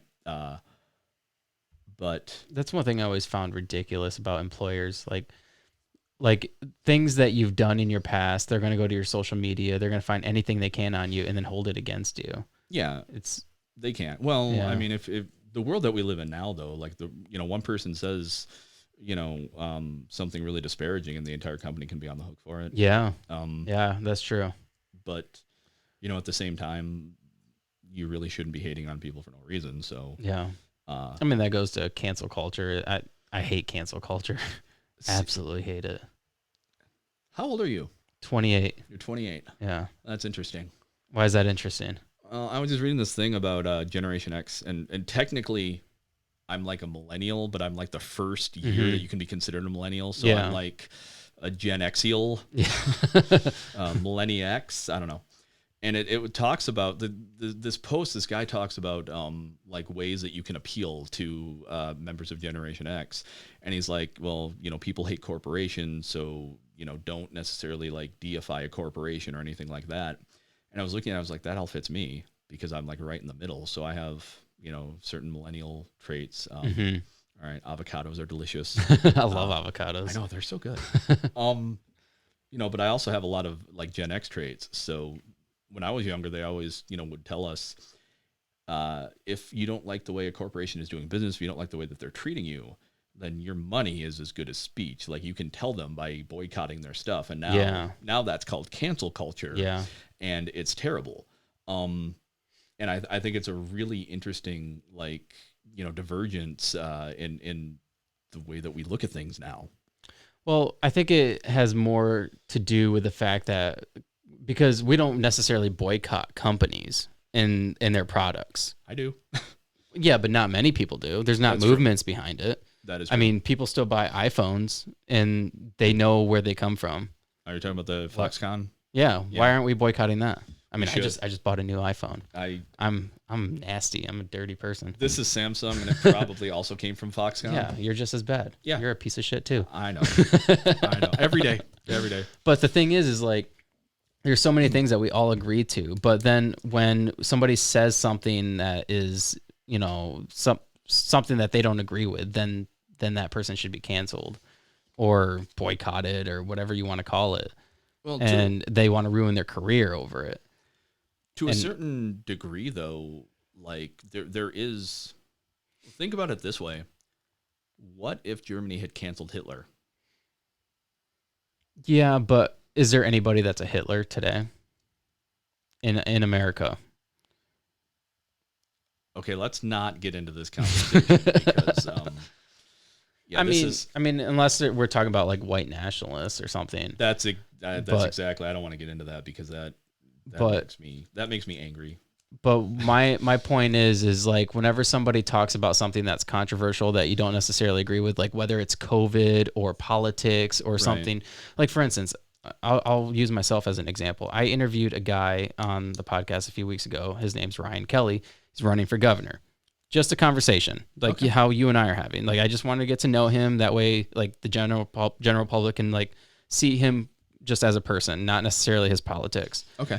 And the hatred that came my way was ridiculous. People were sending because I posted in a couple of Facebook groups. People were sending the moderator like posts like in messages about how that I shouldn't be allowed to post on there. People were saying that I just want attention, and other people were just the hatred. It was amazing. And just because somebody doesn't agree with somebody, and hold on, the thing is like I hadn't even posted the episode yet. I just promoted the episode. I posted a picture of him and then I said, you know, this episode's going to be airing tomorrow, and the hatred came. And then people were messaging the moderator, telling her that she needs to take my stuff down. They can't believe that she's allowing this on the platform and this white supremacy. And I'm like, oh my gosh, this is absolutely ridiculous. So first of all, I don't necessarily think that all of the I'm guessing this person was on the Republican side of the fence. Yeah. I mean, there's Governor Gretchen Whitmer's running unopposed, so they're all Republicans. Really? Yeah. Oh. Yeah. Huh. Yeah, so who am I going to interview? Yeah, I guess that makes sense. But the thing is, I announced that I'm also going to be interviewing other Republicans, not just him. Right. But, you know, I understand the problem that they had with this guy. You know, he's a Republican, which for some reason, if you're a Republican, that equates to being like pro-Trump and pro like white supremacy and all this other stuff. But I understand the controversy with this guy because he was at the January 6th thing. He has a big TikTok following that is, you know, pretty controversial. So I understand the controversy around it, but yeah, there's nothing wrong with having a conversation with somebody. You also can't ignore that kind of thing either. I mean, I don't know. Even I don't think this is the right like way to put this, but you know, even like those old Warner Brother cartoons that you see. Have you ever watched? I mean, those things. There's some stuff in there that really shouldn't be shown. You know, like Heckle and Jekyll, and like there's some where they basically have animated blackface. Like some of that stuff is just really bad. Yeah. And they still show that on TV today, and there's a disclaimer before it that basically says this was created in a time that was absolutely horrible, and really nobody should be exposed to this. But we're still going to show it. If we ignore it, then it is the same as denying that it ever happened. Now, that being said, I mean, maybe they're still just trying to make money off of it. That's fine, whatever. Well, it's not, but you know, I mean, nobody's gonna. I can't stop that. Yeah, but they're also right. You know, you can't ignore history. You can't ignore things. You can't ignore white supremacy and hope it's going to go away. Yeah, you really just can't. We can still hope it goes away. You can't just ignore it because at the end of the day, you know, I do think that's a threat to this country. It's I think a lot of things are a threat to this country. Oh yeah. I think rioting and looting is a threat to the country. When all that was happening in 2020, that was scary. It's a threat to our local government, our local businesses, our local business owners, our local community. That's true. That is true. Regardless of ideology, regardless of political beliefs, regardless of everything. I mean, I think a lot of things are just a threat, and I think that cancel culture is a threat. I think that when you don't give somebody a place to come and talk, and you just want to silence them and not include them in the conversation, that allows for echo chambers to happen. That allows them to go and start their own podcast and then allow all these other people who agree with them to congregate in one area. And then that's when you end up with situations like January 6th. You're not wrong. You're not wrong. But if you can include them in the conversation and, by other people hearing what Ryan Kelly has to say and his beliefs and why he's running and some of the things that he wants to see change, then that can make somebody, if they listen to it, they could be like, oh, I don't want to vote for him. I don't want him as our governor. That's true. And that's the whole point of the podcast. I really do hope that is what happens and what comes out of it. And I hope that people, if you've helped avoid somebody like that getting a bigger foothold, that people, actually acknowledge that. But I mean, on the other hand, it could, some people might be like, I like that guy. What do you do? Yeah. I don't know. Yeah. I don't know. I could keep bringing up television theories that actually explain that kind of thing. Yeah. Archie Bunker. Yeah. Yeah. That was supposed to be like a bad parody of what like a white nationalist was like, and he actually had a following. Which is kind of crazy. Stephen Colbert actually was kind of the same way, where it wasn't like white nationalism, but it was like a parody of a republicanism that he did on his show. And there was like a certain percentage of the population that no matter what he said and how ridiculous it sounded, they agreed with it. Yeah, they're just like, oh, this guy knows where it's at. Yeah. And the rest of us are just laughing. Like, yeah. Oh, he's just making a joke. Okay, that's funny. Yeah. Yeah, people, I don't know. I think I said something about people sucking or something on here somewhere. You said kids are stupid.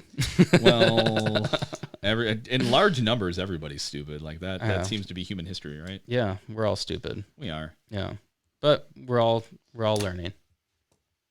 Hopefully. Some of us are not. All right. Let's end this thing. Yeah, because we could talk all night. Yeah. Thank you for this 2-hour conversation. Yeah, absolutely. Thank you. It's been a pleasure. I would say thank you for your service, but you don't like that, so. So thank you for trying to make a difference in Americans' lives, and hopefully one day you'll put out one of those movies, and we'll all be able to watch it. Thank you. Awesome. See ya. See ya. Bye, everybody.